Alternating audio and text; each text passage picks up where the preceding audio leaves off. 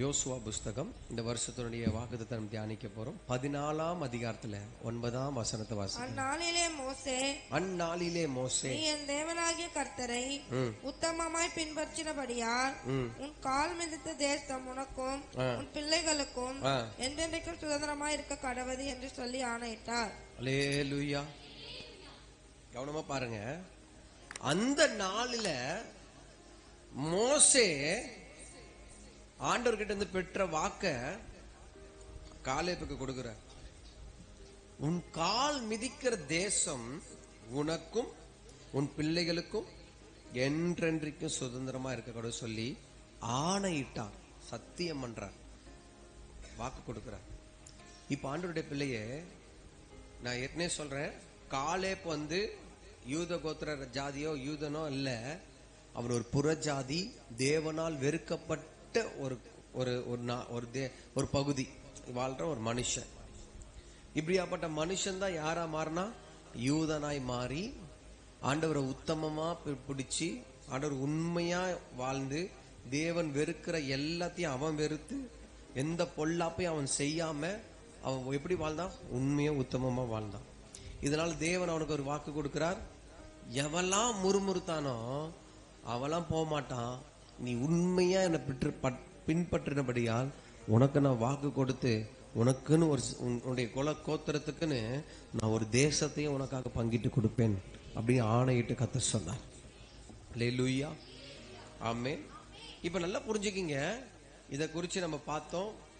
தேசத்தையே உனக்கு தரப்போற ஆண்டவர், தேசத்தையே உனக்கு சுதந்திரமா கொடுக்க நினைக்கிற ஆண்டவர் ஒரு நாளும் ஒரு நிமிஷமும் ஒரு பொழுதும் வாக்கு கொடுத்த கர்த்தர் வார்த்தை மாறவே மாட்டார். என்னது? அவ வாக்கு வாங்கும் போது எத்தனை வயசுல வாங்கினாரு? 40 வயசுல வாக்கு வாங்கினாரு.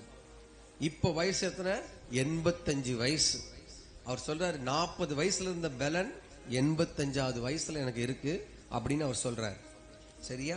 இப்படிதான் நம்ம பார்த்துட்டு வரோம். கர்த்தர் உங்களை ஆசீர்வதிப்பாராக. சரி, இதுல ஒரு சப்ஜெக்ட கர்த்தர் பேச விரும்புறார். உன் பிள்ளைகளுக்கு என்றென்றைக்கும் என்ன இருக்குது? இவர்தான் ஆண்டவருக்கு உத்தமமா இருந்தார். அவங்க பிள்ளை அடுத்த ஸ்டேஜ் வருது, அவங்க உத்தமமா இருந்தாங்களா இல்லையான்னு தெரியல. ஆனா இவருக்கு கொடுக்கிறாரு, உன் பிள்ளையும் என்ன பண்ணுவேன்? அதாவது தாவீதுக்கு ஆண்டவர் வாக்கு கொடுத்தார், உனக்கு அடுத்தது உன் சந்ததியில ஒருத்தனை ராஜாவா தான் இஸ்ரவேல் கோத்திரத்துல நான் வச்சிருப்பேன் அப்படின்னு சொன்ன கர்த்தர் அதுல வாக்கு மாறாத தேவனா இருந்தார். நான் இன்னைக்கும் சொல்றேன், காலங்கள் மாறலாம், சூழ்நிலைகள் எல்லாம் மாறலாம், ஆனா தேவனோ வாக்கு மாறாதவர். சொன்னதை செய்ய அவர் வல்லமை உள்ளவர், சொன்னதை செஞ்சு முடிக்க அவர் உண்மை உள்ளவர், சொன்னதை செஞ்சு முடிக்க அவர் நீதி உள்ளவர். மனுஷர்கள் மாறலாம், வாக்கு கொடுத்த கர்த்தர் மாற மாட்டார். உன்னை அழைச்சவர் மாற மாட்டார், உன்னை நாட்டினவர் மாற மாட்டார். உனக்கான பெரிய காரியங்களை செய்யும்படியாய் அவர் உனக்கு கொடுத்த வார்த்தைக்காக நீ காத்து கொண்டிருக்கணும். அதான் சொன்னார், ஏற்ற காலத்துல நீ உயர்த்தும்படி அவருடைய பலத்த கையில நீ என்ன பண்ணணும்? எப்படி இருக்கணும் சொல்றாரு. அப்போ ஒரு ஆண்டவருடைய பிள்ளை அடங்கி இருக்கும் பொழுதுதான் என்ன வரும்? இந்த காலேப் அடங்கி இருப்பார், கீழ்ப்படிவார், விசுவாசமா இருப்பார். யாருக்கு? ஆண்டவருக்கு. மோசேக்கும் எப்படி இருந்தாருன்னா விசுவாசம் உள்ளவரா இருந்தார், அடங்கி இருந்தாரு, கீழ்ப்படிஞ்சிருந்தாரு. அந்த அடங்கி இருக்கிறதுக்கான பலன் தான் இது. அதாவது சில பேரு ஒரு வேலை செய்யறீங்க, உங்க கீழே வேலை செய்யறவங்க உங்க பேச்சை கேட்டு அடங்கி இருக்கும் போது உங்களுக்கு எப்படி இருக்கும்? நீங்க ஒரு எஜமானா இருந்துட்டீங்கன்னா உங்க கீழே வேலை செய்யறவங்க உங்க பேச்சை கேட்டு அடங்கி எல்லாத்தையும் செய்யும்போது உங்களுக்கு எப்படி இருக்கும்? நீங்க உடனே என்ன பண்ணுவீங்க? சம்பளத்தையோ யாருக்கும் தெரியாம ஒரு எதோ ஒண்ணு என்ன பண்ணுவீங்க? கொடுப்பீங்களா? கொடுக்க மாட்டீங்களா? கொடுப்பீங்கல்ல. இதுதான் அவருக்கு ஒரு சின்ன கிஃப்ட் ஆண்டவர் கொடுக்கிறது. ஏன்னா நீ எனக்கு அடங்கி இருந்த, என் தாசனாகிய மோசைக்கு நீ அடங்கி இருந்த, என் தாசனாகிய மோசையோட சொல்லுக்கு நீ கீழ்ப்படிஞ்சிருந்த. அதனாலதான்ப்பா நான் உனக்கு என்ன பண்றேன்? ஒரு சின்ன கிஃப்ட் மாதிரி தேசத்தையே நான் உனக்கு தருகிறேன். அல்லேலூயா, அல்லேலூயா. ஒரு உயர்வு வேணும்னா, ஒரு ஆசீர்வாதம் வேணும்னா தேவனுடைய பிள்ளைங்களுக்கு என்ன பண்ணணும்னா அடங்கி இருக்க கத்துக்கணும்.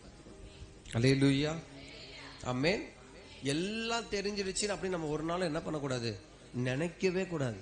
நம்ம எல்லாம் தெரிஞ்சிச்சு, நான் இன்னும் கூட ஆண்டு சமயத்துல இன்னும் நிறைய கத்துக்கணும் ஆண்டவரே, எனக்கு இன்னும் கூட நிறைய தெரியலையே, இன்னும் நான் கத்துக்கணும், ஊழியத்துல இன்னும் பெஸ்டா செய்யணும், இன்னும் வாலிபர்களுக்கு நான் எப்படி நடத்தணும் சொல்லி கொடுங்க, இன்னும் இந்த பிள்ளைகளை எப்படி வளர்க்கணும் சொல்லி கொடுங்க, இன்னும் இவங்களை நான் எப்படி பரிசுத்தத்துக்கு நேரா கொண்டு போகணும் சொல்லி கொடுங்க. நான் தினமும் கேட்கிறேன். எனக்கு வேற இதுதான் கத்துக்கணும், சாகுற வரைக்கும் நீ கத்துக்கணும். என்னது? அப்பதான் பரிசுத்தம் பூரணமாகப்படும், அப்பதான் பரிசுத்தத்தின் வல்லமை உனக்கு மேல அதிகமாகப்படும். அல்லேலூயா. போதும், ஸ்டாப் பண்ற கூடாது. என்னது? எல்லாம் கத்துக்கணும், எல்லாம் தெரிஞ்சிச்சு, நீ என்ன பண்ணக்கூடாது. சில மிஞ்சின நீதிமான்கள் அப்படிதான் இருப்பாங்க. நிறைய வெளியே நான் பார்த்திருக்கேன். எனக்கே எல்லாம் தெரியும், கடைசியில் ஏதோ ஒண்ணுல கண்டிப்பா விழுந்துருவாங்க. எல்லாம் தெரியும் மட்டும் ஒரு நாள் ஒரு ஆண்டவருடைய பிள்ளை என்ன பண்ணக்கூடாது, வாயில வரவே கூடாது. என்ன பண்ணக்கூடாது? வாயில மட்டும் வந்துடக்கூடாது. அப்படி வந்துருச்சுன்னா ஸ்டாப், உனக்கு எல்லாம் தெரிஞ்சிச்சு, அவ்வளவுதான், முடிஞ்சிச்சுன்னு அர்த்தம். அல்லேலூயா. கத்துக்கணும், இன்னும் ஆண்டவரோட நெருங்கிறத எப்படி கத்துக்கணும், இன்னும் கர்த்தர் சத்தத்தை கேட்கறத கத்துக்கணும், இன்னும் கர்த்தர் நடக்கிறத கத்துக்கணும். எல்லாம் தெரிஞ்சவனா என்ன ஆகும் தெரியுமா? ஜபத்தை நீ நிறுத்துருவீங்க, வேத வாசிக்கிறத நீங்க நிறுத்திடுவீங்க, எல்லாமே கொஞ்சம் கொஞ்சமா ஸ்டாப் ஆயிடும். உண்மை அதுதான். அதை தெரிஞ்சுக்கிச்சே அப்புறம் ஏன் நான் ஜெபிக்கணும், அதை தெரிஞ்சுக்கிச்சே அப்புறம் இன்னும் நான் பைபிள் படிக்கணும், அதை தெரிஞ்சுக்கிச்சே என்னத்தை தெரிஞ்சுக்கிச்சுன்னு எனக்கு ஒன்றும் புரியல. அல்லேலூயா. ஜாக்கிரதையா ஓட்டத்தை ஓடணும். பிசாசு, இப்பதான் நம்ம மெசேஜுக்குள்ளே போறோம்.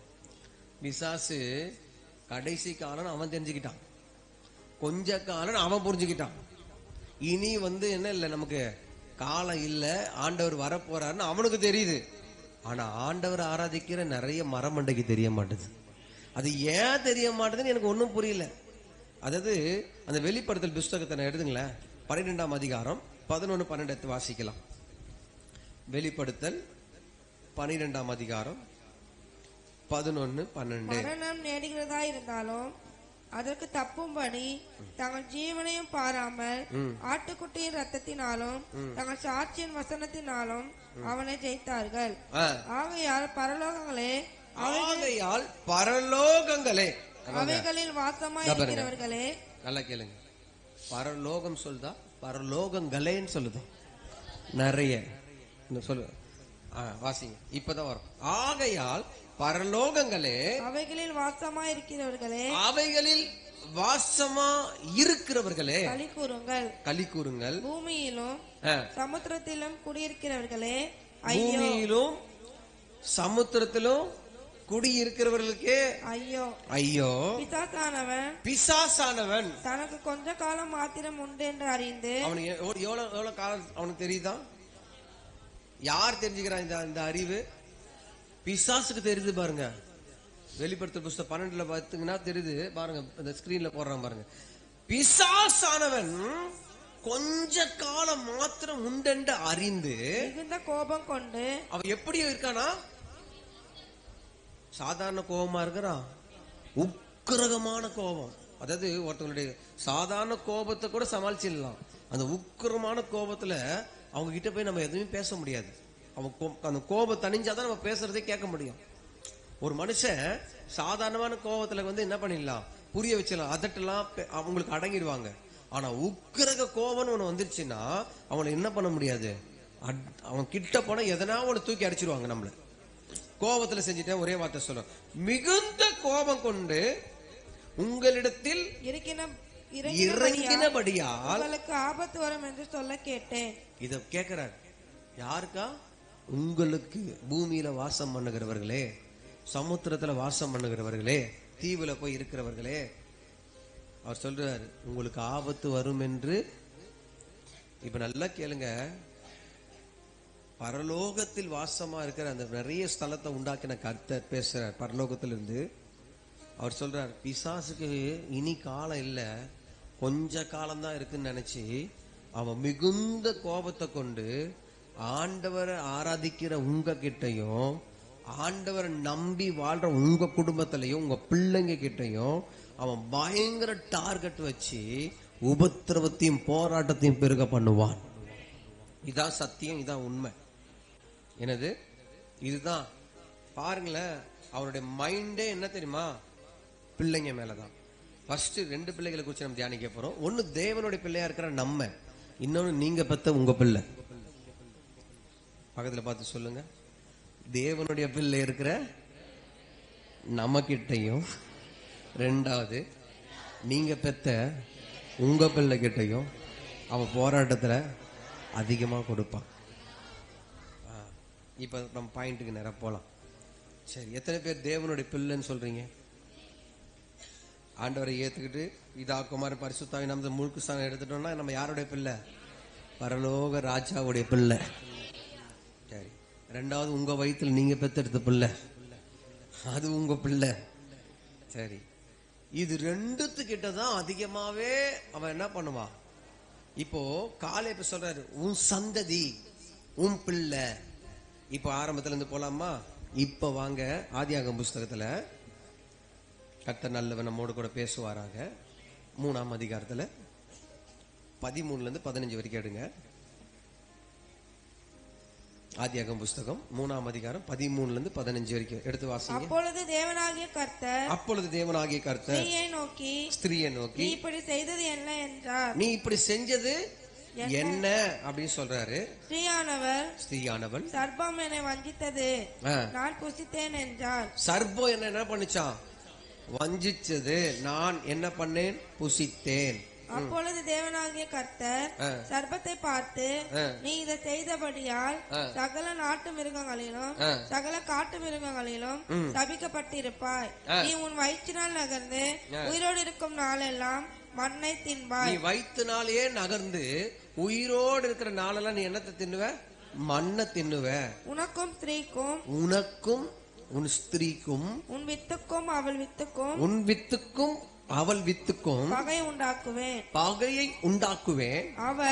அவர் உன் தலையை நசுக்குவார், உன் தலையை நசுக்குவார். நீ அவர் குதிங்காலை நசுக்குவாய் என்றார். நீ அவர் குதிங்காலை நசுக்குவாய் என்றார்.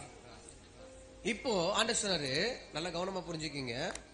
இந்த ஏதேன் தோட்டத்துல ஆதாம் ஏவாளை உண்டாக்கின கர்த்தர் இதை சாப்பிடக்கூடாது, இதை தொடக்கூடாது, நீ தொட்டா காலி அப்படின்னு சொன்ன ஆண்டவர் இவங்க சாப்பிட்டாங்க. வந்தாரு, கேட்டாரு, ஏன் இப்படி பண்ண, ஏன் இப்படி செஞ்ச?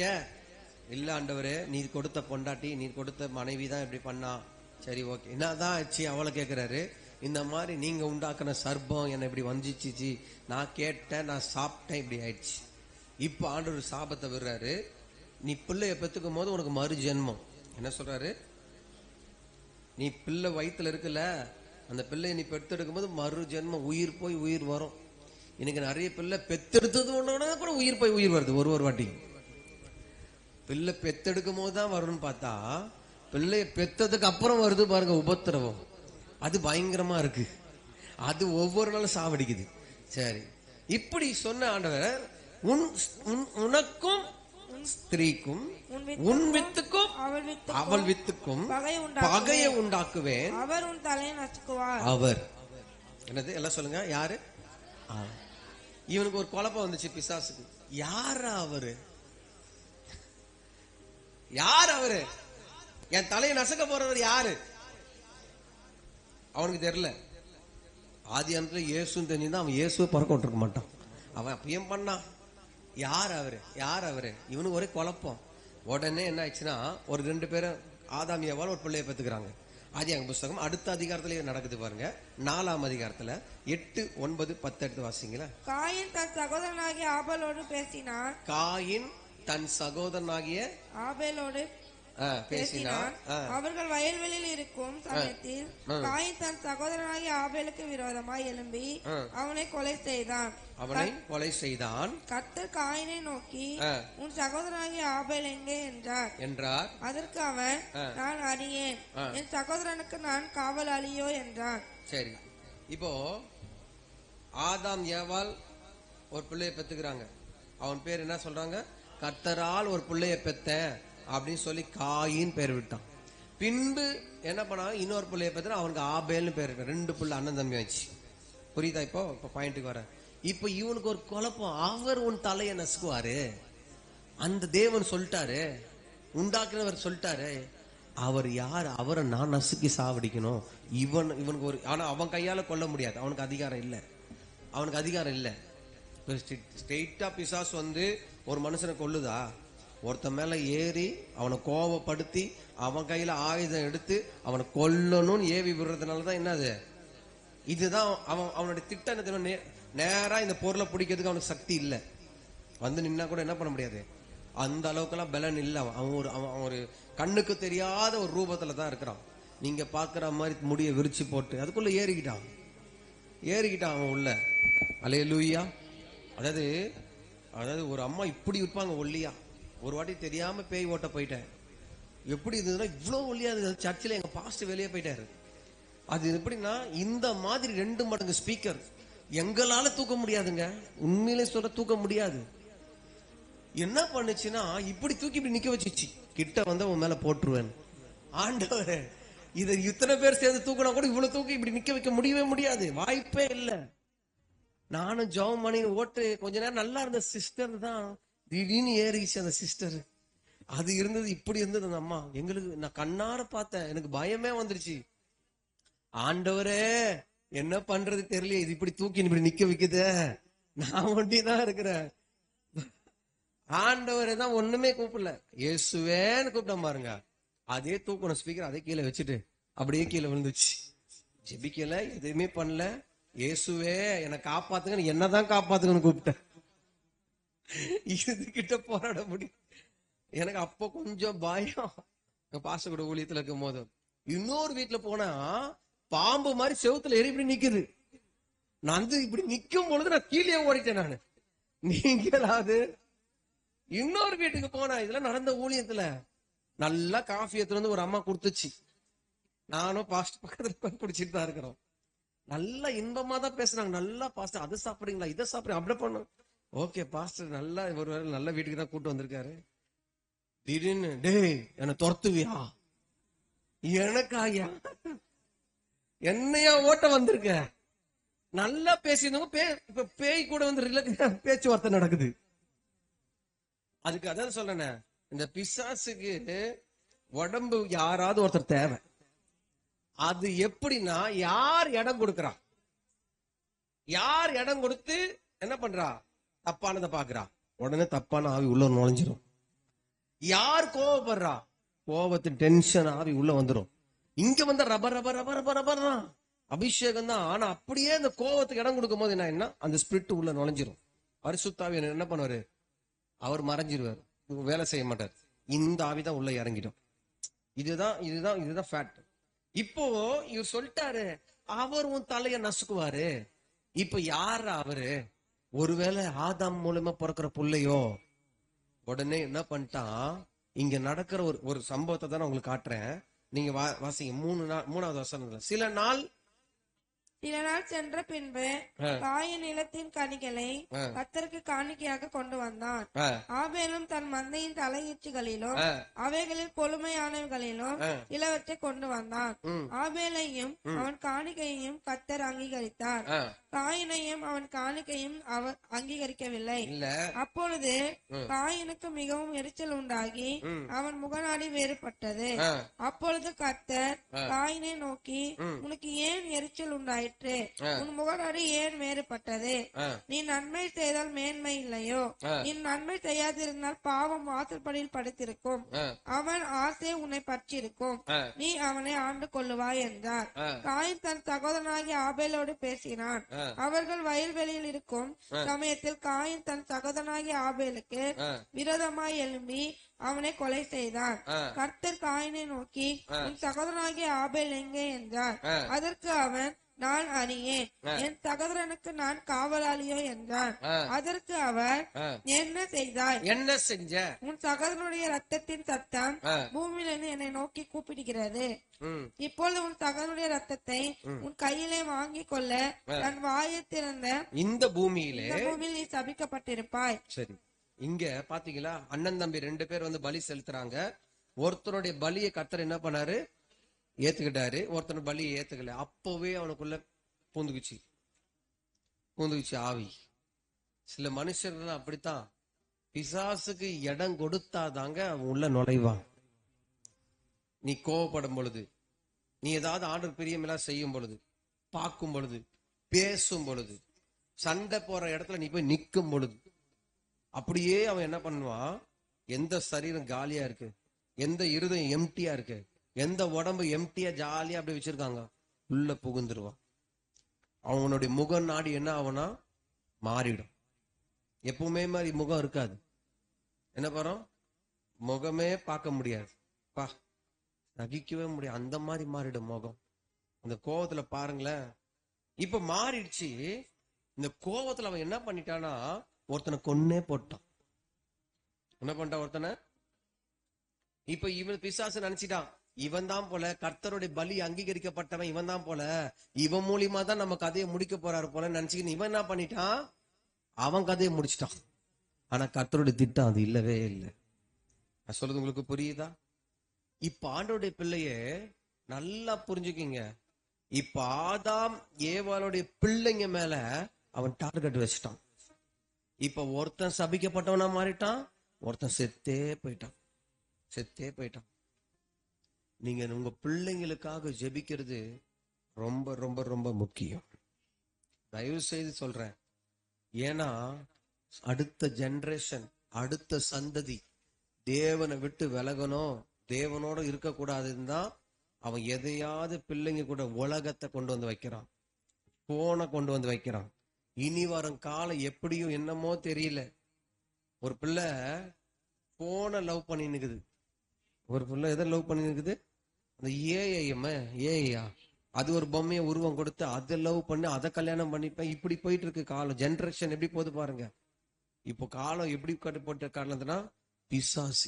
ஏன் வெளிப்படுத்தல் புஸ்தகத்தில் எழுதினபடி அவனுக்கு எத்தனை காலம் இல்லைன்னா கொஞ்ச காலம் என்று அறிந்து உக்கிர கோபத்தோடு, அவன் சாதாரண கோபத்தோடு இல்ல, உக்கிர கோபத்தோடு பூமியில இருக்கிறவள் சமுத்திரத்துல இருக்கிறவள் மேலையும் அவன் ஏதாவது பண்ணணும். அது குறிப்பிட்டு யாருன்னா ஆண்டவரை நேசிச்சு வாழ்ற பிள்ளைங்க மேல, ஆண்டவரை அறிஞ்சு வாழ்ற பிள்ளைங்க மேல, ஆண்டவரை புரிஞ்சு வாழ்ற பிள்ளைங்க மேல. அல்லேலூயா. அவன் கோபமா இருக்கிறத நீங்க அறிவீங்க. இதுதான் கர்த்தர் இன்னைக்கு சொல்றார், உன் சந்ததி என் சந்ததியா மாற வேண்டும். நீ என்னுடைய பிள்ளையா இருக்கிற மாதிரி உன் பிள்ளைங்க என் பிள்ளையா மாற வேண்டும். அல்லேலூயா. சங்கீத புஸ்தகம் 22ஆம் சங்கீதத்துல 29 31 வரைக்கும் வாசிங்களேன். சங்கீதம் 20வது சங்கீதம் பக்கம் 683 பக்கம் 22 29. பூமியின் செல்வான்கள் யாவரும் புசித்து பணிந்து கொள்வார்கள், புழுதியில் இறங்கிறவள் யாவரும் அவருக்கு முன்பாக வணங்குவார்கள். ஒருவனும் தன் ஆத்துமாவை அழியாதபடி அதை காக்க கூடாதே. ஒரு சந்ததி அவரை சேவிக்கும், தலைமுறை தலைமுறையாக அது ஆண்டவருடைய சந்ததி எனப்படும். ஒரு சந்ததி அவரை சேவிக்கும், அது தலைமுறை தலைமுறையாக. பூமியில் இருக்கிற செல்வான்கள் யாவரும் புசித்து பணிந்து கொள்வார்கள், புழுதியில் இறங்குவார்கள், யாவரும் அவருக்கு முன்பாக வணங்குவார்கள். ஒருவனும் தன் ஆத்மாவை அலையாதபடி அதை காக்க கூடாதே. பணம் இருக்கு, செல்வம் இருக்கு, தன் ஆத்மாவை, தன் பிள்ளையோட ஆத்மாவை என்ன பண்ணக்கூடாது, நஷ்டப்படுத்திடக்கூடாது, காக்க கூடாதே. ஒரு சந்ததி அவரை சேவிக்கும், தலைமுறை தலைமுறை அது யாருடைய சந்ததி எனப்படும், அது கர்த்தராகிய தேவனுடைய சந்ததி எனப்படும். அல்லேலூயா. அதுக்கு அடுத்தது அவர் வந்து அவரே இவைகளை செய்தார் என்று பிறக்க போகிற ஜனங்களுக்கு அவருடைய நீதியை அறிவிப்பார்கள். இனி பிறக்க போற பிள்ளைகளுக்கு அவருடைய நீதியை, அதாவது சுவிசேஷத்தை, இப்பெல்லாம் நம்மளாம் பிறக்க போற பிள்ளைங்களா இருந்தோம், அவருடைய நீதி இப்ப எப்படி தெரிஞ்சிச்சு, அறிவிச்சாங்க, அது மாதிரி அறிவிப்பார்களே. இப்ப நல்லா புரிஞ்சுக்கங்க, ஆண்டவரே உங்களுடைய சந்ததி யாருடைய சந்ததியா இருக்கணும்னா தேவனை சேவிக்கிற சந்ததியா இருக்க வேண்டும், கர்த்தரை ஆராதிக்கப்பட்ட சந்ததியா மாற வேண்டும், தேவனுடைய பிள்ளையா உன் சந்ததி இருக்கணும். அதுக்குதான் கர்த்தர் உன்னை கொண்டு வந்திருக்கிறார். அதுக்குதான் நீ பிறக்கிறதுக்கு முன்னாடி கர்த்தர் அறிந்திருக்கிறார். உன் தாயின் கர்ப்பத்துல உருவாவதற்கு முன்னமே உன் சந்ததி இன்ன வண்ணமா இருக்கும் என்று தெரிஞ்சு கொண்ட கர்த்தர் அவருடைய ராஜரிகமான சந்ததி, நீ ஊழியக்காரனான சந்ததி, நீ தேவனுடைய பிள்ளையா இருக்கிற சந்ததின்னு யார் முன் குறிச்சானா, தேவனாகி கர்த்தர் முன் குறிச்சார். இப்ப முன் குறிச்ச கர்த்தரு நல்லா புரிஞ்சுக்கிங்க, இவன் ஒரு பக்கம் போராடுறான், கர்த்தர் உங்க மூலியமா ஒரு பக்கம் போறாரு. ஆண்டவரே என் பிள்ளைய தொடுங்க, என் பிள்ளைய ரட்சிங்க, ஆண்டவரே என் பிள்ளை கெட்ட வழியில போகுது, ஆண்டவரே என் பிள்ளை தவறான பாதையில போயிட்டு இருக்கு, ஆண்டவரே யார் யார் யார் யார் காப்பாத்துறது, யார் செய்யறது? நீங்க ஒரு பக்கம், பிசாசு ஒரு பக்கம். அல்லேலூயா. இதுல கர்த்தருக்கு இடம் கொடுத்தா, நான் இன்னைக்கு சொல்ற ஆண்டவருடைய பிள்ளையே, உன் சந்ததியை கர்த்தர் காப்பாத்த வல்லமையுள்ளவரா இருக்கிறார். உன் சந்ததி விடுவதற்காக நீ அழைக்கப்படல. உன் மேல இருக்கிற அபிஷேகம் உன் சந்ததி மேல வரும். எப்புனையின் குமாரனா ஐயா யோசுவான்னு சொல்லும் போது, அந்த எப்புனோ தேவனுக்கு உண்மையா இருந்தான், யோசுவா தேவனுக்கு உண்மையா இருந்தான். நீ அப்படியே பரம்பரை பரம்பரையா பரம்பரை பரம்பரையா அப்படியே தொடரணும். அல்லேலூயா, அல்லேலூயா. சந்ததி சந்ததியா வரணும். நீ தேவனுக்கு உண்மையா இருக்கும் பொழுது உன் சந்ததி அப்படி கர்த்தருக்கு உண்மையா இருக்கும். நீங்க அதே தப்பு பண்ணீங்கன்னா உன் பிள்ளை அதே தப்பு பண்ணுமா பண்ணாதா? நான் சொல்றேன், நான் பார்த்த வரைக்கும் நிறைய ஃபேமிலியில நான் யோசிச்ச வரைக்கும், ஒரு தப்பு ஒரு தாய் தகப்பன் பண்ணிட்டாங்கன்னா அதே தவிர தன் பிள்ளைக்கு அந்த ஆவிதான் அதை கிரியேட் பண்ணுது. அதே தவிர எது பண்ணுதுன்னா அவங்க பிள்ளை பண்ணுது. இது குடிகாரன், அப்பா குடிச்சிட்டு இருக்காரு, அப்படியே இருந்து பிள்ளை பாக்குதுன்னா அந்த ஸ்பிரிட் என்ன பண்ணா, இந்த பிள்ளை வளரும் நாட்கள்ல இது ஒரு குடிகாரனா மாறிடும். யோசிச்சு பார்த்திருக்கீங்களா? ஏன்?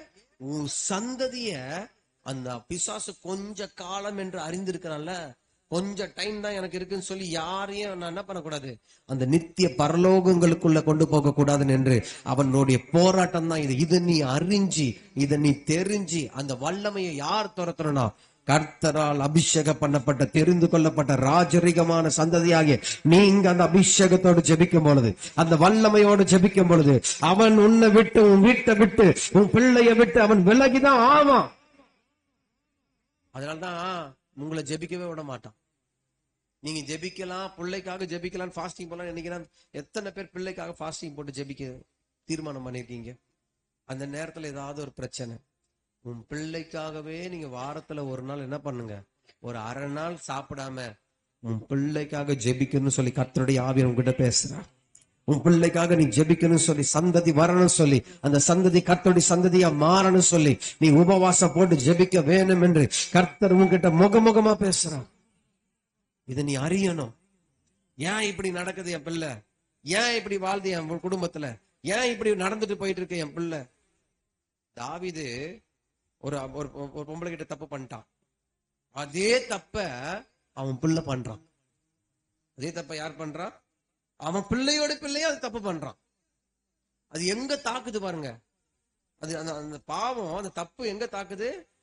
சந்ததியில தாக்குது.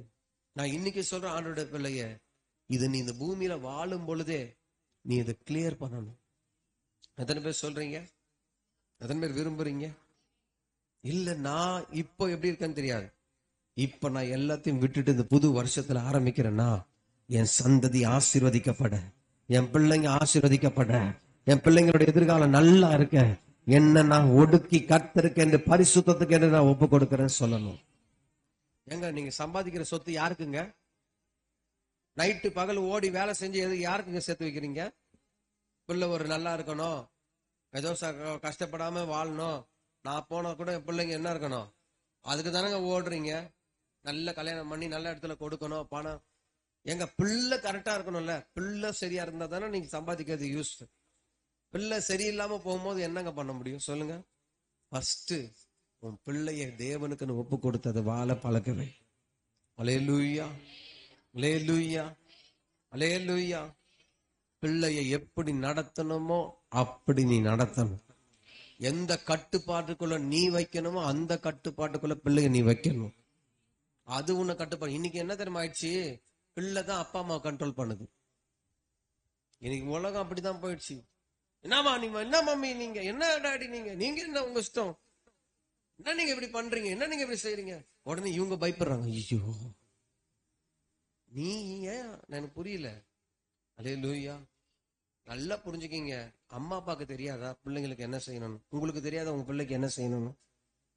அல்லேலூயா. அதே மாதிரி ஆண்டவருக்கு தெரியும் உங்க பிள்ளைக்கு என்ன செய்யணும்னு. ஆண்டவருக்கு தெரியும். நீ அந்த அது கேட்கறது அடம்பிடி, அதாவது ஒரு பிள்ளை போனே இல்லாம வாழ்ந்த பிள்ளை அடம் பிடிச்சு போன் வாங்கிச்சு.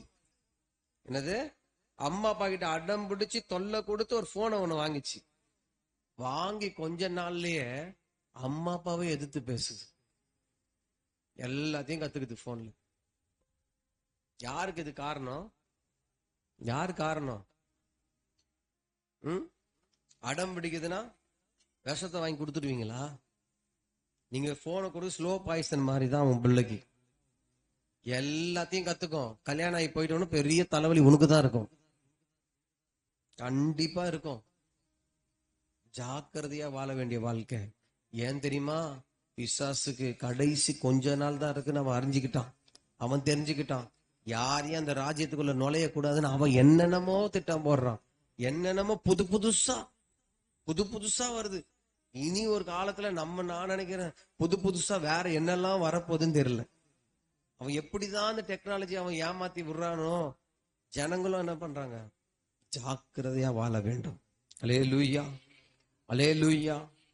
தயவு செய்து ஆண்டவருடைய பிள்ளையே, உங்ககிட்ட அன்பா தாழ்மையா சொல்றேன், நீங்க வளர்க்கிற விதத்துல கர்த்தருடைய பிள்ளைய நீ கர்த்தருக்காக உன் பிள்ளைய வளர்க்கணும். ஆண்டவருக்காக தான் உன் பிள்ளை. அல்லேலூயா, ஆமென், அல்லேலூயா.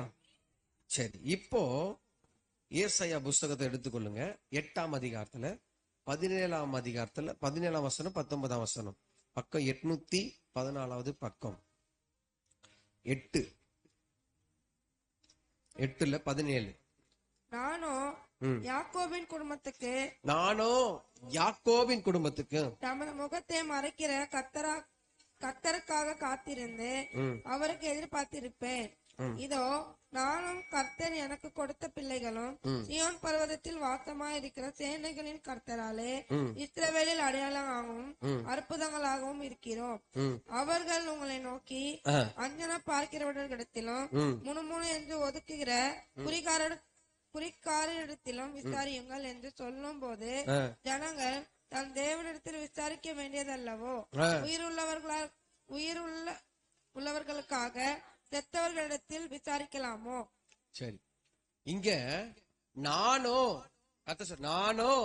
யாக்கோபின் குடும்பத்துக்கு தமது முகத்தை மறைக்கிற கர்த்தருக்காக காத்திருந்து அவருக்கு எதிர்பார்த்திருப்பேன். நம்முடைய சந்ததி, நம்முடைய குடும்பத்தோட தலைவர் யாருன்னா இயேசு கிறிஸ்து தான். எத்தனை பேர் சொல்றீங்க? எத்தனை பேர் சொல்ல முடியும்? அல்லேலூயா. இப்ப நானும் கர்த்தர் எனக்கு கொடுத்த பிள்ளைகளும் சீயோன் பர்வதத்தில் வாசமா இருக்கிற சேனைகளின் கர்த்தராலே இஸ்ரவேலில் அடையாளங்களாகவும். நம்ம யார் தெரியுமா? கர்த்தருடைய பிள்ளைங்க. நீ ஒரு அடையாளம், நீ ஒரு அற்புதங்களா இருக்கணும்.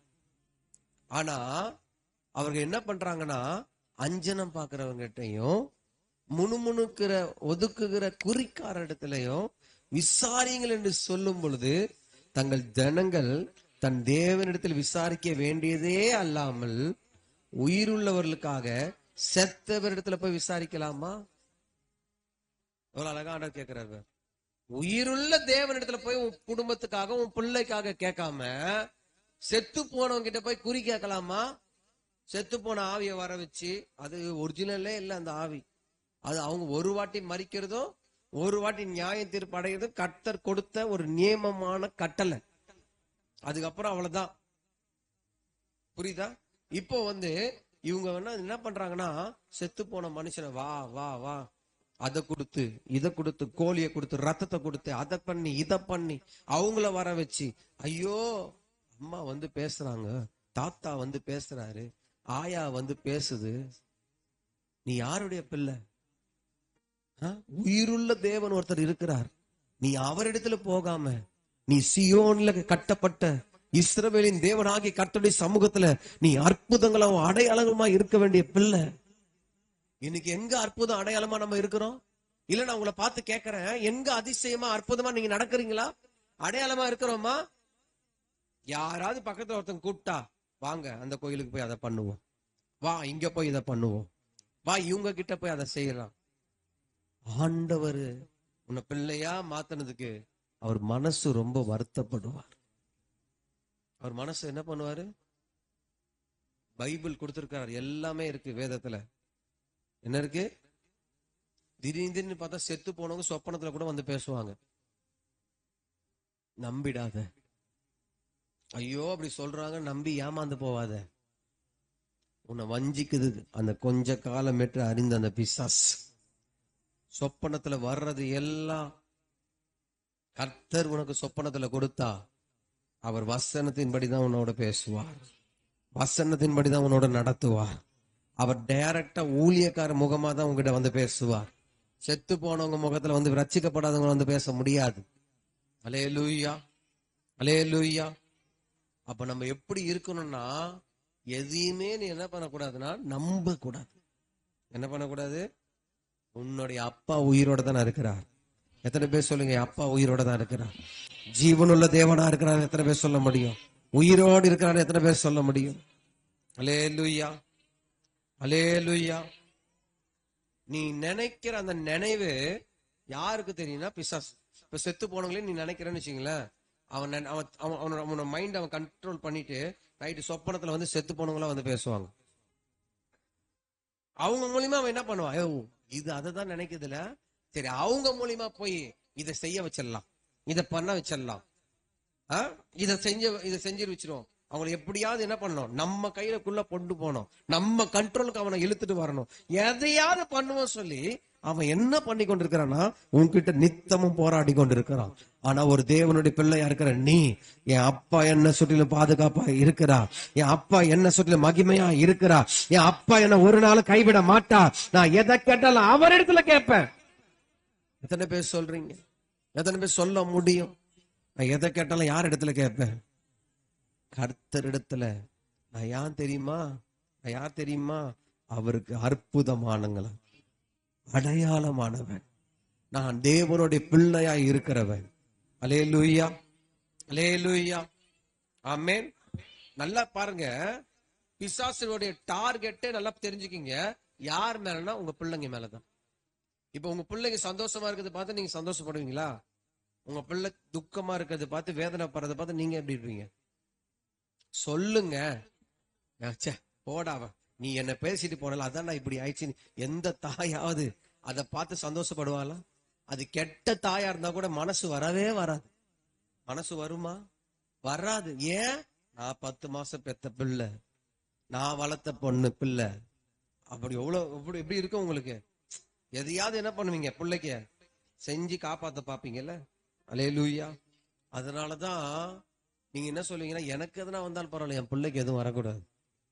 சொல்லிருக்கீங்களா இல்லையா? இதுதான் ஆண்டவரும் உங்க மேல வச்சு அதை விட அதிக பாசம் உன் மேல. அதுதான் ஆண்டவர் சிலுவையில உனக்கு எதுவுமே வரக்கூடாதுன்னா அத்தனை பாடு சிலுவையில அவர் ஏத்துக்கிட்டு உன்ன பிள்ளையா மாத்தி உனக்காக எல்லாமே கல்வாரியில செஞ்சு முடிச்சார். நீ சியோனுடைய அற்புதங்கள், நீ சியோனுடைய அடையாளங்கள், நீ பரலோகத்தில் மேன்மையான பிள்ளை. இந்த பூமியில எவ்வளவு கஷ்டம் அனுபவிச்சியோ, எவ்வளவு என் பிள்ளை பாடுபட்டதோ, அத்தனைக்கு சரியா தகப்பன் பரலோகத்துல சந்தோஷத்தை உனக்கு வச்சிருக்கிறார். மகள நித்திய மகிழ்ச்சியை கொடுக்க விரும்புறார். அல்லேலூயா, அல்லேலூயா. இயேசு உன்னை ஒரு நாளும் கைவிட மாட்டான். இயேசு உன் பிள்ளைய குறிச்சு நீ வருத்தப்படுறியே, உன் பிள்ளைய குறிச்சு வேதனைப்படுறியே, உன் பிள்ளைய குறிச்சு துக்கத்தோடு இருக்கிறியே, உன்னை விட ஆண்டவர் அவன் மேல அதிகமா கருசனையா இருக்கிறா. உன்னை விட அந்த மகன் மேல ஆண்டவர் அதிகமா கருசனையா இருக்கிறா. இன்னைக்கு கர்த்தர் வாக்கு கொடுக்கிறா, உன் சந்ததி என்னுடைய சந்ததி, உன் சந்ததி நான் உருவாக்கப்பட்டது, உன் சந்ததி நான் தெரிந்து கொள்ளப்பட்ட சந்ததி. அதற்கு செய்ய வேண்டியதை நான் கண்டிப்பா செய்வேன் என்று கர்த்தர் சொல்லுகிறார். அந்த சந்ததியை நான் கைவிட மாட்டேன் என்று கர்த்தர் சொல்லுகிறார். ஹல்லேலூயா. நீ வருத்தப்படாத. நீ பிள்ளைக்காக உபவாசம் பண்ணி ஜெபிக்கிறது ரொம்ப அவசியம். ஹல்லேலூயா, ஆமென், ஆமென். நல்லா பாருங்க, எகிப்தில் இருக்கிற மோசையை கொல்றதுக்கு பார்வோன் ஒரு திட்டத்தையே போட்டான். ஏன்?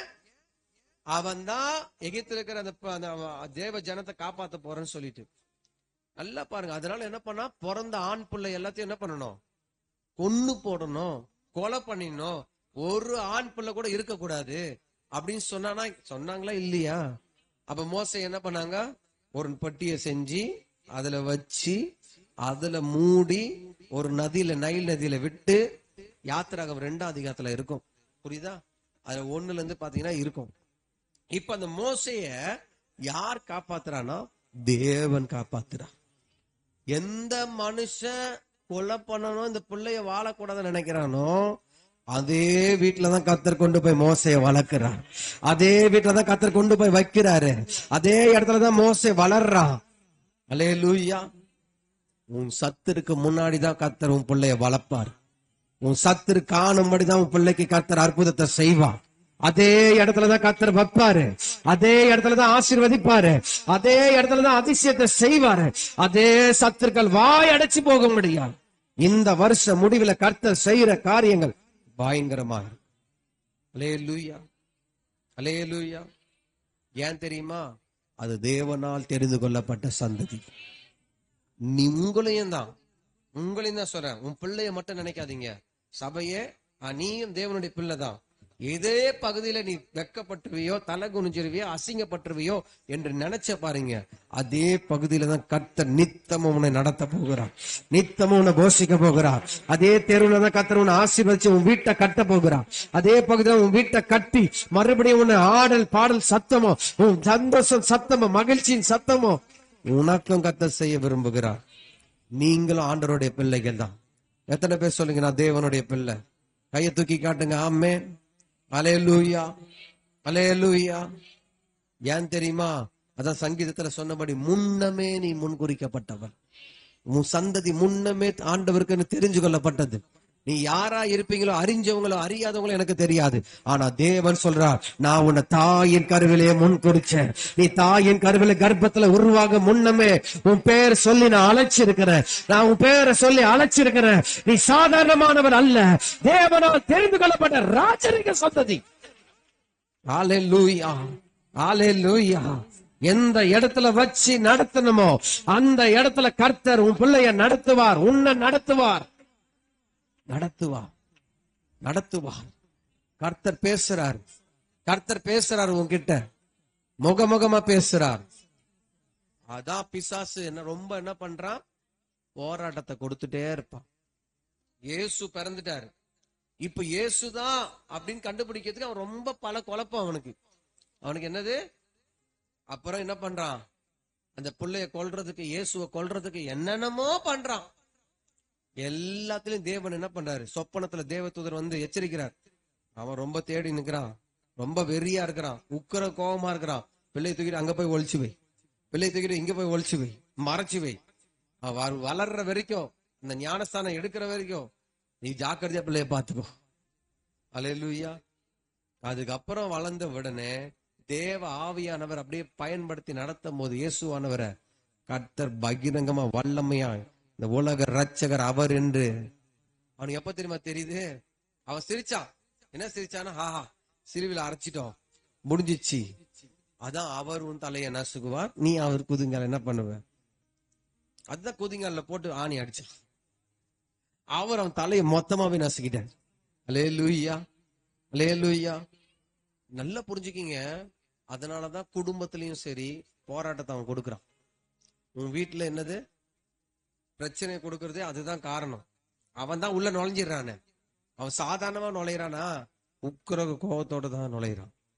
நல்லா இருப்பாங்க மனுஷன், திடீர்னு பார்த்தா எரிஞ்சு பிள்ளைங்க பேசும். திடீர்னு பார்த்தா வீட்டுக்காரர் எரிஞ்சு பேசுவார். திடீர்னு பார்த்தா மனைவி எரிஞ்சு பேசுவான். அல்லேலூயா.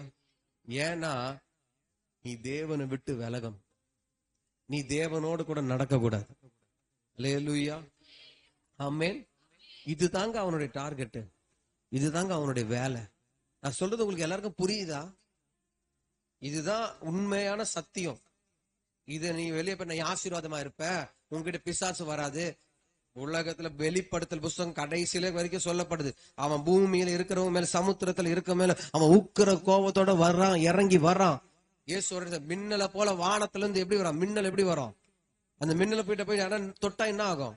எரிஞ்சிருவாங்க. அந்த மாதிரி அவன் இறங்குறான், அந்த மாதிரி வரான். அப்ப நீ ஆண்டவர்களுடைய பிள்ளையா இருக்கிறன்னா, நீ எப்படி ஆண்டவர்களை ஜாக்கிரதையா உன் பிள்ளைய காப்பாத்தணும்? எப்படி ஜாக்கிரதையா ஆண்டவருடைய பிள்ளைய, உன் பிள்ளைய நீ காப்பாத்தணும்? எப்படி உங்க பிள்ளைய ஆண்டவர்கிட்ட ஒப்பு கொடுக்கணும்? அல்லேலூயா, அல்லேலூயா, ஆமென். சரி, லூக்கா புஸ்தகத்துல 13, நல்லா கவனமா எடுங்க, 13ஆம் அதிகாரத்துல சீக்கிரமா 10-17 வரைக்கும், பக்கம் 103 பக்கம்.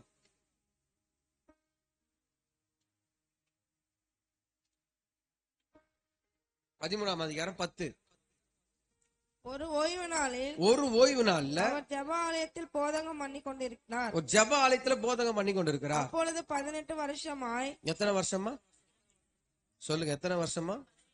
ஒரு சர்ச்சில இந்த மாதிரி பிரேயர்ல இந்த மாதிரி இடத்துல ஆண்டவர் நின்னு பேசிட்டே இருக்காரு. இப்ப ஆண்டவர் தான் உங்ககிட்ட பேசுறார். நான் இல்ல, இங்க இருக்கிற கர்த்தர் எனக்குள்ள வாசம் பண்ணுகிறார் அப்படியானவர் பேசிட்டே இருக்கும் பொழுது அதுல என்ன நடக்குது பாருங்க. அப்பொழுது 18 வருஷமாய் பலவீனப்படுத்தும் ஆவியை கொண்ட ஒரு ஸ்திரீ அங்கே இருந்தால். எத்தனை வருஷமா? 18 வருஷமா பலவீனப்படுத்தும் ஆவியை கொண்ட ஒரு பொன் லேடி. அவள் எவ்வளவும் நிமிரக்கூடாத கூனியாயிருந்தா. அவ எப்படி இருந்தான்னா குனிஞ்சுக்கிட்டே இருந்தா. எப்படி இருந்தா? நல்லா நான் சொல்றது புரியுதா? நல்லா கவனமா கேளுங்க.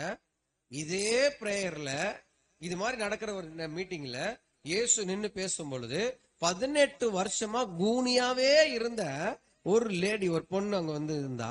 இயேசு அவளை கண்டு தம்மிடம் அழைத்து ஸ்திரீயே பலவீனத்திலிருந்து விடுதலையாக்கப்பட்டாய் என்று சொல்லி, உன் பலவீனத்திலிருந்து விடுதலையாக்கப்பட்டா என்று சொல்லி அவள் மேல் தமது கைகளை வைத்தார். கைய வச்சு உடனே அவள் நிமிர்ந்து தேவனை மகிமைப்படுத்தினார். அல்லேலூயா. இதுக்கு அப்புறம் வாசிங்க. அவ யாரா இருக்கிறானா, இயேசு ஓய்வு நாளிலே சொஸ்தமாக்கினபடியால் ஜெப ஆலய தலைவன் கோபம் அடைந்து ஜனங்களை நோக்கி, வேலை செய்கிறதுக்கு 6 நாள் உண்டு, அந்த நாட்களிலே நீங்கள் வந்து சொஸ்தமாக்கி கொள்ளுங்கள், ஓய்வு நாளிலே அப்படி செய்யலாகாது என்றான். கர்த்தர் அவனுக்கு பிரதியுத்தரமாக, மாயக்காரனே, உங்களில் எவனும் ஓய்வு நாளில் தன் எதையாவது தன் கழுதையாவது தொழுவத்திலிருந்து அவிழ்த்து கொண்டு போய் அதற்கு தண்ணீர் காட்டுகிறது இல்லையா? இதோ சாத்தான் 18 வருஷமாய் கட்டியிருந்த ஆபிரகாமின் குமாரத்தி. இவ யாருடைய குமாரத்தி? சொல்ல ஆபிரகாமுடைய பிள்ளை. எப்படி சொல்றாரு கர்த்தர்? எங்க எடுத்துட்டு வந்துட்டாரு பாத்தீங்களா? இவ ஆபிரகாம் ஆசீர்வாதத்துக்கு வாக்கு தத்தத்துக்கு பிள்ளையா இருக்கிறா. இவளை வந்து எத்தனை வருஷம் கட்டி வச்சிருக்கானா? 18 வருஷம் சர்ச்சில் தான் இருக்கிறா. 18 வருஷமும். இந்த 18 வருஷம் என்ன மெசேஜ் கேட்டிருப்பான்னு எனக்கு ஒண்ணும் புரியல. இந்த 18 வருஷம் அவ எதுக்கு வந்திருப்பா? கடமைக்கா வந்திருப்பான்னு தெரியல. அவ விசுவாசமா வந்திருந்தா கூட அது என்ன சூழ்நிலை அவ வாழ்ந்திருப்பா 18 வருஷம்? நம்பிக்கையா இல்ல. இப்ப ஆண்டவரை பார்த்து அன்னைக்கு அந்த ஆராதனையில அந்த ஓய்வு நாள்ல அவளை கூனியை பார்த்து எழுந்து நிமிக்கன்னு சொல்ற. நில்லு, இத்தனை வருஷமா நீ வியாதியா இருக்கிறிய, 18 வருஷமா கஷ்டப்பட்டுக்கிறிய, இன்னைக்கு உன் கட்டை நான் அறுக்கிறேன். நீ யாரா மாற போறனா? ஆபிரகாமின் குமாரத்தியா நீ மாற போற. ஆபிரகாமின் சந்ததியா மாற போற. இந்த வருஷம் உன் கட்டுகள் அறுக்கிற வருஷம் மகள. இத்தனை வருஷம் இல்லாதது போல இந்த வருஷம் உன் வாழ்க்கை, உன் பிள்ளைங்க, உன் குடும்பம் ஒரு பெரிய மாற்றத்தை பார்க்கும் மகன, பார்க்கும் மகள. கர்த்தர் இன்னைக்கு அந்த கட்டை உடைக்க விரும்புறான். அந்த பிசாசு கட்டி வச்சிருக்கிற அந்த கட்டு இருக்கு பாருங்க, 18 வருஷம் கட்டை கர்த்தர் அவிழ்த்து விடுகிறார். இயேசு அவிழ்த்து விடுகிறார். அவ உடனே என்ன ஆயிட்டான்னா, நல்ல அழகா சொல்ல நிமிர்ந்து நின்னுக்கிறார். எல்லாம் சொல்லுங்க. இங்க நல்லா கூனியா தான் இருக்குது. இப்படி நிக்கணும் நிமிர்ந்து. இங்க வந்து உட்கார்ந்தா எல்லாம் பாதி கூனி தான் ஆயிட்டோம். பாஸ்டர், நாங்க குனிஞ்சியே கூனி ஆயிட்டோம். இடுப்பே வளைஞ்சு போயிடுச்சு செஞ்சு. அல்லேலூயா. இன்னைக்கு உன் இடுப்பு எலும்பு கட்டை எல்லாம் உடைச்சு, 18 வருஷம் கட்டெல்லாம் இன்னைக்கு உடைச்சு, இன்னைக்கு ரொம்ப வருஷம் வியாதியெல்லாம் கத்தர் உடைச்சு, இந்த இடத்தை விட்டு நீ போகும்போது அதே இயேசு சொல்லுவார், நீ ஆபிரகாமின் குமாரன், நீ ஆபிரகாமின் குமாரத்தி. உன்னை எந்த பிசாசு கட்டி வச்சிருக்கோ உன் உடம்புலக்குள்ள அது நுழையவே இடம் இல்ல. எத்தனை பேர் விசுவாசிக்கிறீங்க?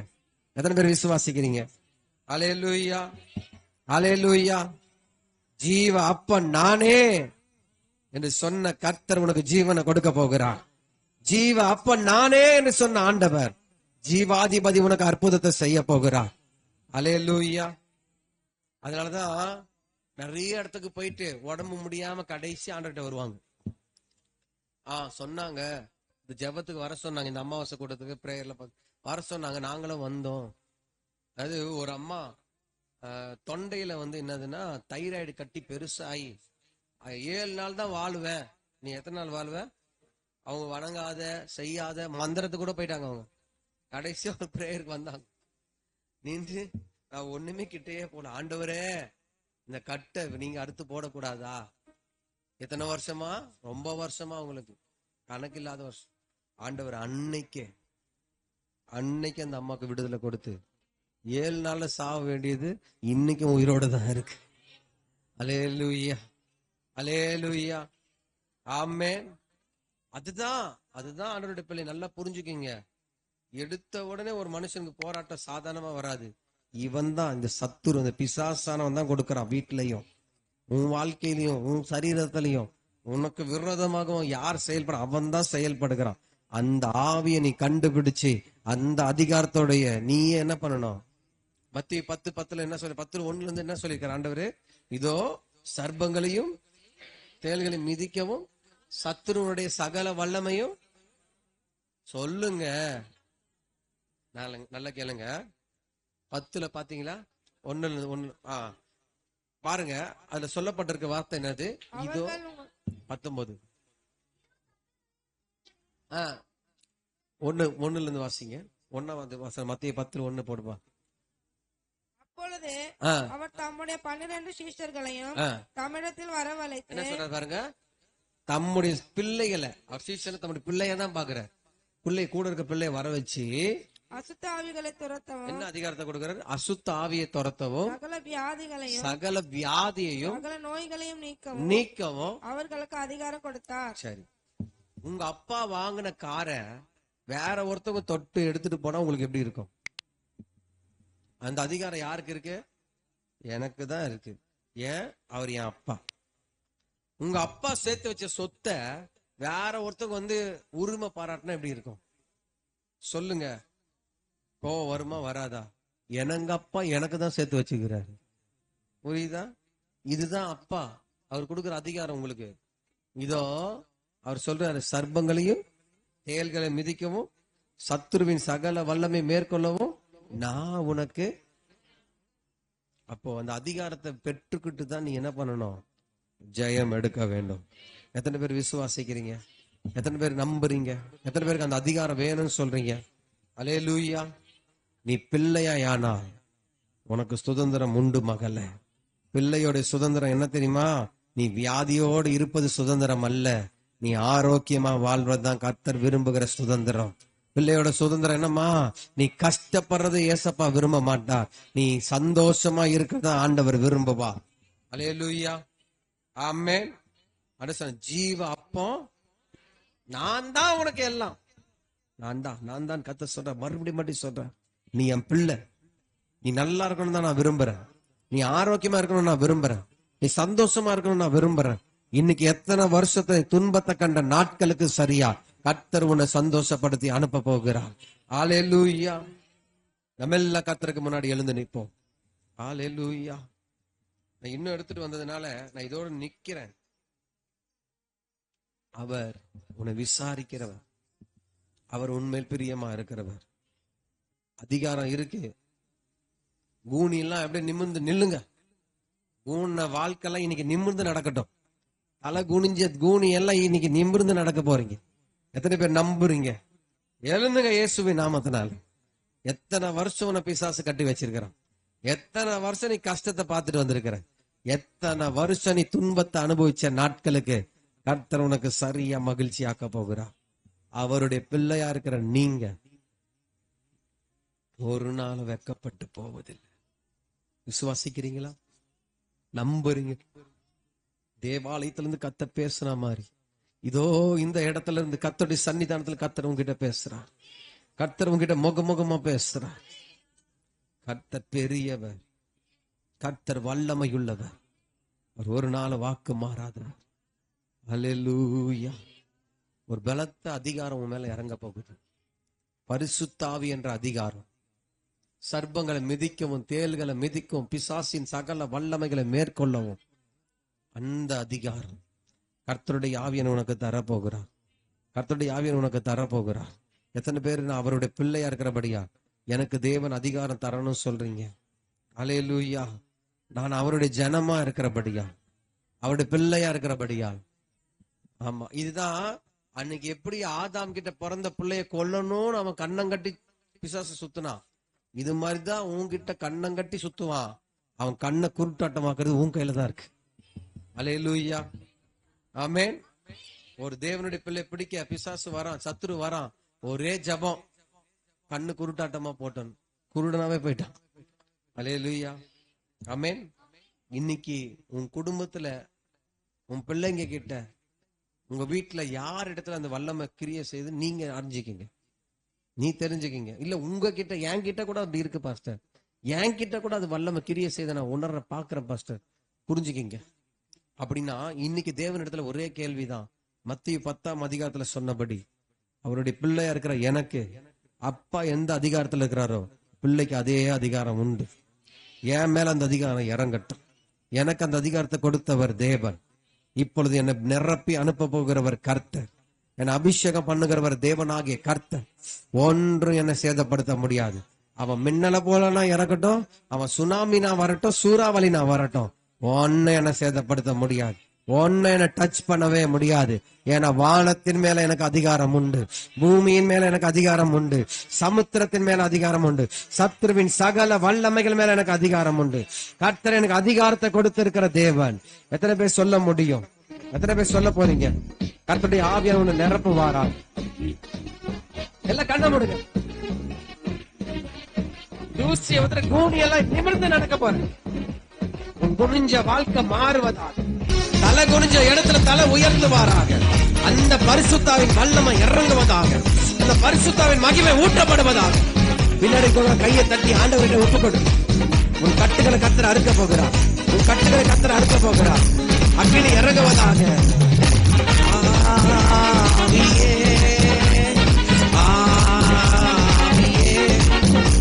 இறங்கணும்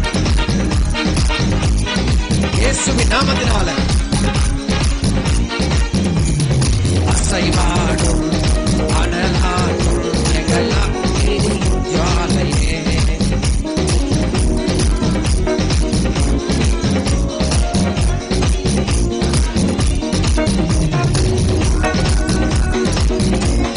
கையத்தட்டி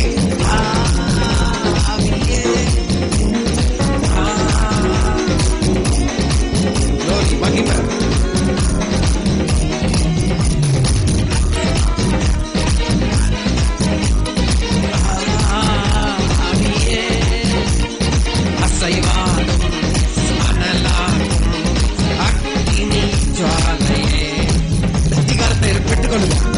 பரிசுத்தாவி எங்க மேல ஊற்றப்படணும். பரிசுத்தாவி எங்க மேல இறங்கட்டும். அல்லேலூயா. பெந்தேகோஸ்தே நாளில் செய்தது போல அக்கினியின் ஆவுகள் பொழிந்திடுமே. பெந்தேகோஸ்தே நாளில் செய்தது போல அக்கினியின் ஆவுகள் அப்போஸ்தல நாட்களில் செய்தது போல இன்றே செய்ய வேண்டுமே.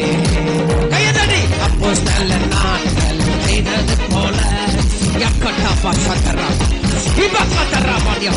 ஊற்றிடுமே வல்லமையை இந்த நாளில். கண்ணை திறக்காத. உன் கட்ட கத்தர் உடைக்கிறார். நீ அசட்டை பண்ணாத. தேவ மகிமை இறங்குற நேரம், தேவ வல்லமை ஊட்டப்பட போது, இதோ உனக்கு நான் அதிகாரத்தை தருகிறேன், அதிகாரத்தை கொடுக்கிறேன்.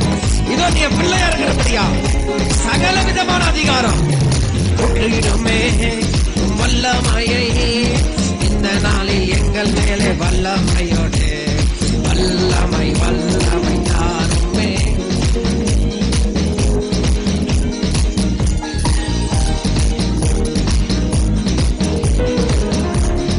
அண்ணன் திறக்காதீங்க. ஆவியில் அப்படியே விட்டு கொடு மகளே. நீ சோர்ந்து போவாத. இதோ உன்னை கொண்டுதான் கர்த்தர் பெரிய காரியத்தை செய்ய போகிறான். நீ ஒரு மோசேயை போல, ஒரு தெபரால போல, ஒரு எஸ்தரை போல, ஒரு தீர்க்கதரிசி, நீ முன்குறிக்கப்பட்டவன். கர்த்தருடைய மகிமை மேல இறங்குது. கர்த்தருடைய ஆவியை நிரப்புறாரு. மகிமை மகிமை இறங்குவதாக. என் மகனை வேதனைப்படுத்துறேன், என் பிள்ளைய வேதனைப்படுத்துறேன். எல்லா கிரிகள் எரிவதாக. மூணி கட்ட உடைச்ச கர்த்தர் 18 வருஷமா கதவிடப்படுத்தின ஆவியை நிர்மலமாக்கிறவர். இதோ கர்த்தர் ஒரு கட்ட உடைக்கிறாரு.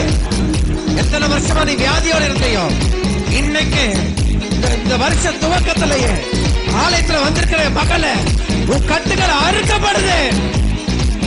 இதோ இதோ இதோ உன்னை விட்டு வெளியே வருது, உன் சரத்தை விட்டு வெளியே வருது. அக்கினி இறங்குது. உன்னை எதுவும் முடக்க முடியாது. இனி எதுவுமே உன்னை தொட முடியாது. இயேசுவின் நாமத்தினால அந்த வல்லமை இறங்குவதாக. ஆண்டவர் பேசுறத நான் உணர்ற மகன, ஆண்டவர் பேசுறத நான் உணர்ற மகள. Thank you Jesus. ஆவில வா. கர்த்தர் சொல்றார், நீ இப்படி இருக்கிறதுக்காக அழைக்கல. நீ ஒரு மோசே மாதிரி. உன்னை கொல்ல நினைச்ச, உன்னை மந்திரம் பண்ணி உன்னை வேதனைப்படுத்த நினைச்ச அந்த பிசாசுக்கு மத்தியில உன்னை வாழ வைக்கிறவர் கர்த்தர்.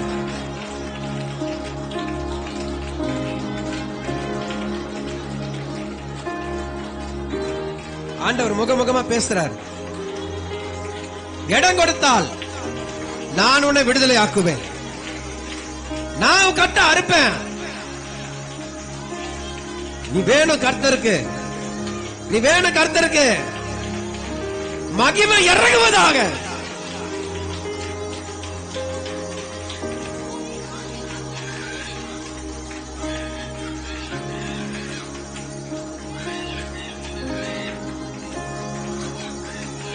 இஸ்ரவேலின் பரிசுத்தரே, நாங்கள் சீயோனின் கர்த்தருக்கு அற்புதங்கள் ஆகும் அடையாளங்களாக இருக்க வேண்டிய நாங்க இப்படி ஒரு கூனியா இருக்கலாமா? இப்படி ஒரு குடிஞ்ச நிலைமை இருக்கலாமா? இருக்க கூடாது. நாங்க தலை குடிஞ்சவங்க அல்ல, நாங்க தலை நிமிர்ந்து இருக்கிறவர்கள். எங்கள் தேவன் தலையை உயர்த்துகிறவர். வாசல்களே, அநாதி கதவுகளே உயருங்கள். மகிமையின் ராஜா அபிஷேகத்தோட உனக்குள்ள வருகிறான். உனக்கு பிசாசின் கட்டுகள் அறுக்கப்பட்டது.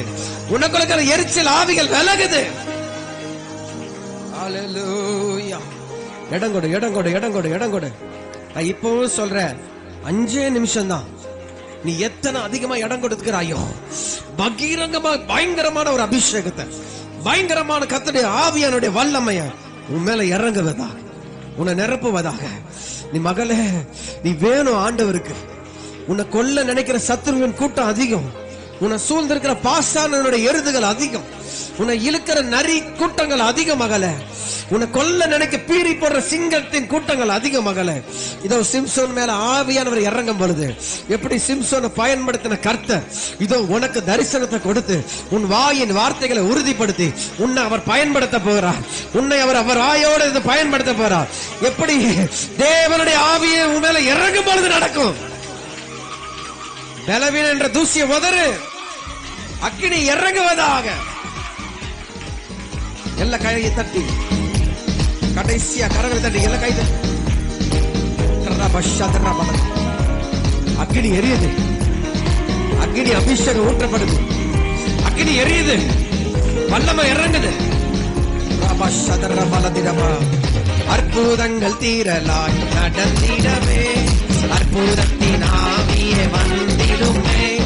அற்புதங்கள் தீரலாய் நடந்திடவே, அற்புதத்தின் எல்லாம் கையை தட்டி ஒப்பு கொடுங்க.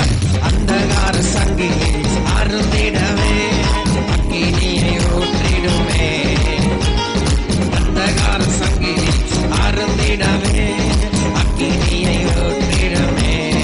அற்புதங்கள் அற்புதங்கள் தீரலாய் நடந்திடவே. பின்னாடி இருக்கிற உன் மேல இறங்குது. உனக்குள்ள அந்த அசுத்தாவி கத்த துரத்துறா. அந்த கெட்ட ஆவி எல்லாம் வெளியே வருது. இன்னைக்கு கர்த்தருடைய ஆவி உன்னை நிரப்ப போறார். மக்களே, உன்னை நிரப்ப போறார்.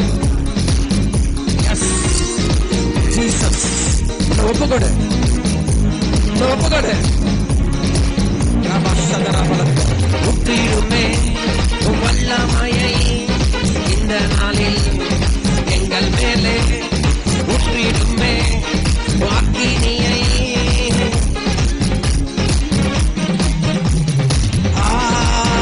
ஆவியே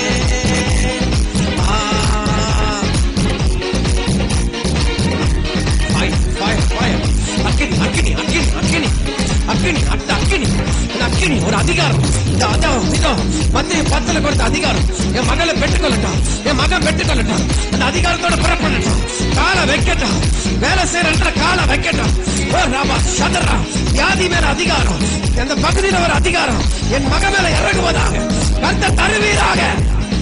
அக்கினி, உன் பிள்ளைக்கு விரோதமா போராடுற ஆவி வெளியே வரட்டும். கட்டுகளை உடைக்கிறேன், கட்டுகளை உடைக்கிறேன். எங்க பாத்திர வலதிரமா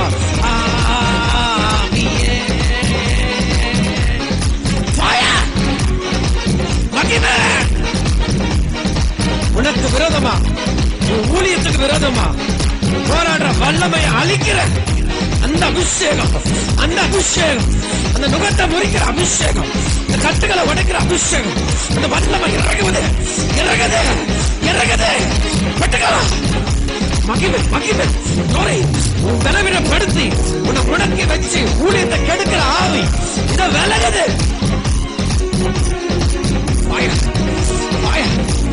ஜீசஸ், ஜீசஸ், உன்னை கொடுத்த ஆவியெல்லாம் வெளியே வருது. உங்களோட போராட்ட வல்லமையில வெளியே வருது. கர்த்தருடைய நிரப்புறார், கர்த்தருடைய நிரப்புறார். மகன், நீ எழுந்து பிரகாசி. அவருடைய ஒளி உணர இறங்குது. கர்த்தருடைய மகிமை, சேனைகளின் கர்த்தருடைய மகிமை. நான் அவருடைய பிள்ளையா இருக்கிறபடியா சுதந்திரம் குணமாக்குறது கர்த்தர் சித்தம் உண்டு. சுத்தமாவு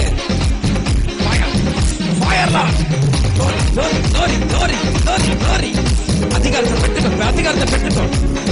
உன் கையில ஒரு மோதிரம் போடுற ஒரு அதிகாரம், உன் தலைமையில கிரீடம் என்ற ஒரு அதிகாரம், உன் கையில கோல் என்ற ஒரு அதிகாரம். மூணுத்துல ஒண்ணு கர்த்தர் ஒருத்தர் கொடுக்க போறார். இங்க கொண்டு வந்து ஆவியரை கொடுக்க போறார். பெற்றுக்கோ, பெற்றுக்கோ, பெற்றுக்கோ. இந்த அதிகாரத்தோட நான் முத்திர மோதிரமா உன் கையில போடுவேன். இதோட அலங்காரமான கிரீடமா இருப்பேன். உன் கையில இருக்கிற கோல் அது என்னுடைய நாமம் என்ற வார்த்தை என்ற கோல். பெற்றுக்கோ, பெற்றுக்கோ. மகிமையப்பா, மகிமையப்பா, சேனைகளை கர்த்தருடைய மகிமையப்பா. ராஜா கருத்துல இருந்து வாங்கிக்கோ. பெற்றுக்கொள் மகள.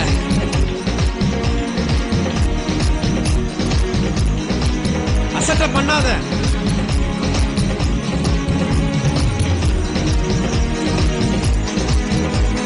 ஆவியானவரே நிரப்பும், ஊற்றும், பயன்படுத்தும்.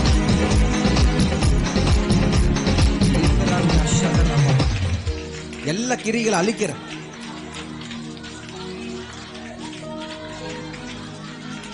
முத்திர மோதிரமா, அலங்காரமான கிரீடமா, ராஜ முடியுமா.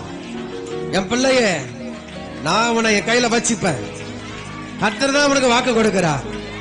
உன் கையில ஒரு கோலை மோசை கொடுத்து அனுப்புன மாதிரி எந்த மனுஷன் உன்னை கொன்னு நினைச்சானோ அதே மனுஷனுக்கு முன்னாடி அதிகாரத்தோடு கர்த்தர் அதே இடத்துல மோசையை கொண்டு போய் நிற்க வச்சா மாதிரி. எஸ் எஸ் எஸ் எஸ், உனக்கு அதிகாரத்தை கொடுத்து நான் உன்னை அனுப்புவேன். நீ அந்த இடத்துல காலை வைப்ப. அந்த பகுதியில், அந்த ஊர்ல, அந்த இடத்துல ஒன்று உன்னை சேதப்படுத்த முடியாது.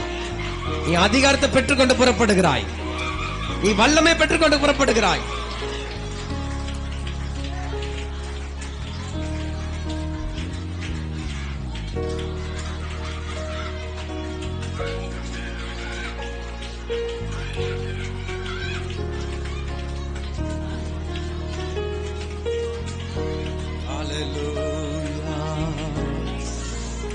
உன் கட்டு இன்னைக்கு அறுக்கப்பட்டது.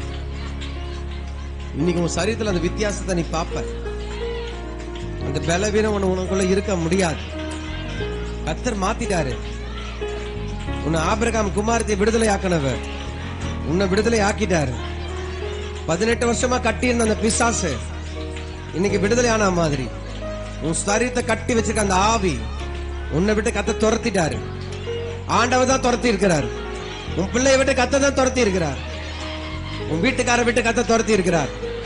உன் சந்ததியில ஒண்ணு இருக்க போறது இல்ல. நன்றி அப்பா, நன்றி ஆண்டவரே, நன்றி ராஜா. உமக்கே எல்லா மகிமை கனம் துதி, உமக்கே மேன்மை புகழ்ச்சி. நீ ஒருவரே உயர்ந்து பெரியவராய் இருப்பீராக, ஆசீர்வதிப்பீராக. பொறுப்பெடுத்துக் கொள்ளும், வழி நடத்தும். இயேசுவின் நாமத்தில் ஒப்புக் கொடுக்கிறோம் பிதாவே. அல்லேலூயா. கர்த்தருக்கு காணிக்கை செலுத்துவோம். உணர்ந்தீங்கன்னா, சாட்சி சொல்லணும்னு விரும்புனீங்கன்னா என்கிட்ட சொல்லுங்க. கர்த்தர் உங்களை சாட்சியா நிக்க வைப்பாராக.